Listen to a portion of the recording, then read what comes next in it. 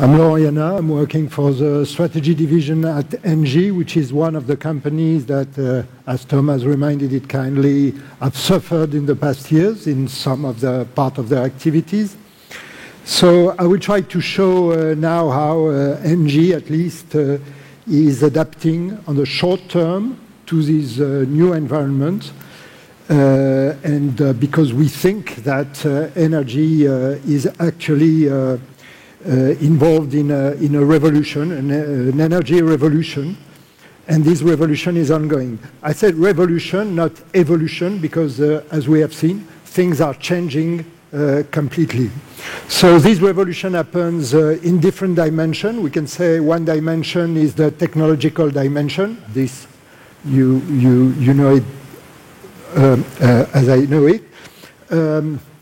Technology, because new developments in PVs, of course, power storage, which is a real game changer for energy companies, and electric vehicles, for example, but many other technologies.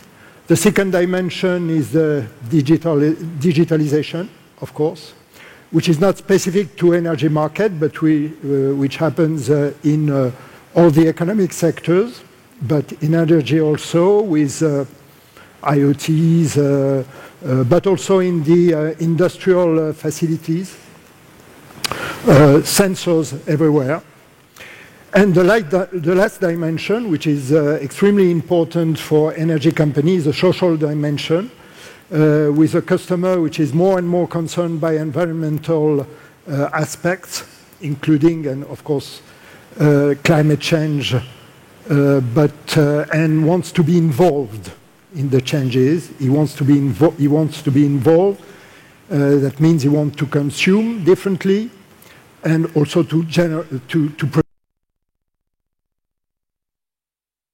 at ENGIE, we understand all that since several years. We have prepared things, but today we are strongly engaged in a very precise transformation plan in order to change the company in the next 3 years.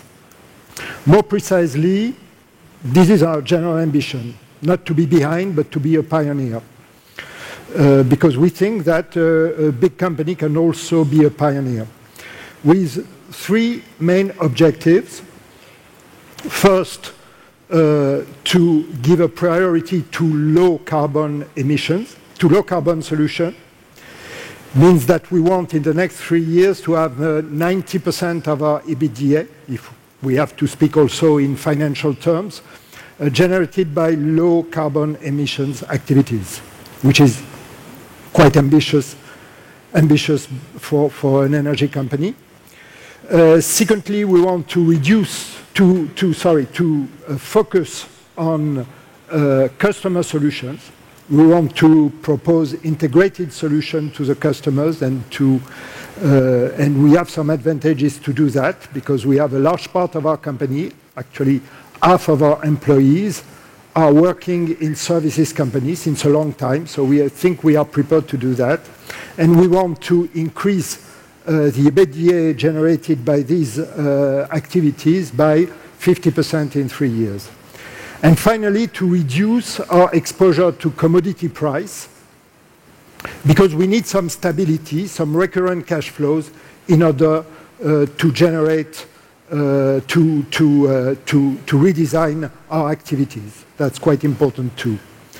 So we have a plan, we have a concrete plan with 5 pillars. I will not detail them, but shortly, a first pillar is the redesign of our portfolio.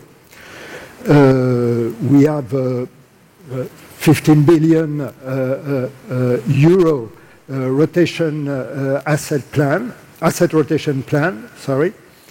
For example, we will leave all the activities related to coal generation, or we will reduce our merchant exposure in the US. We have already done 40% of these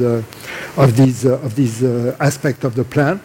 And secondly, we will invest also 22 million in activities which are more customer-centric or contracted in order to change the aspect of the company in the next 3 years.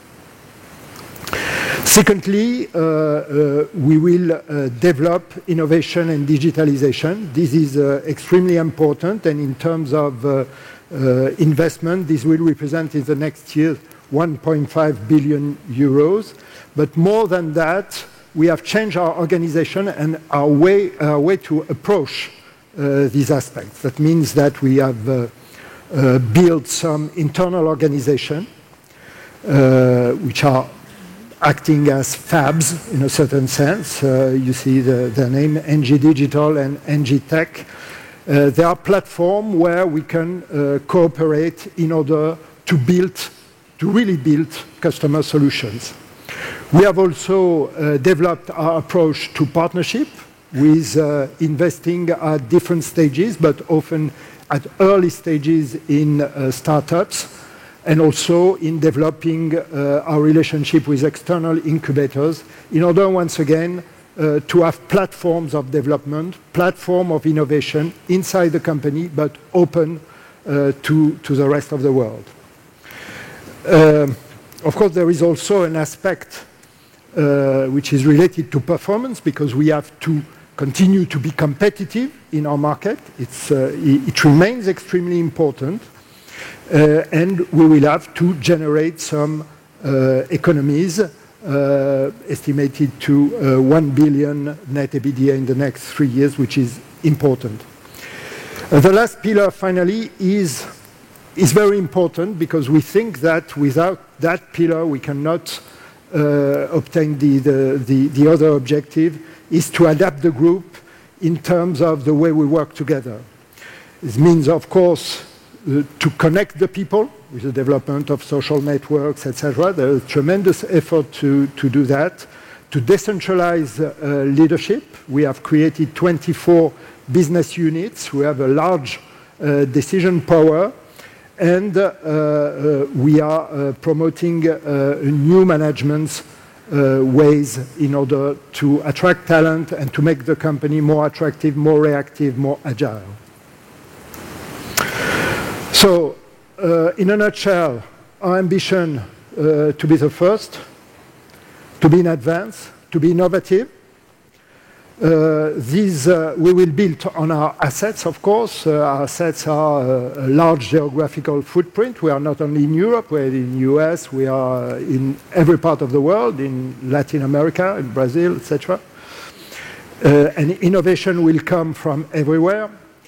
We have, of course, certain capabilities in terms of balance sheet. That's reality too. And we have a customer-centric organization already. But all these we have to promote, of course, innovation. We have to promote digital transformation, because we think that transformation will come from that. Okay.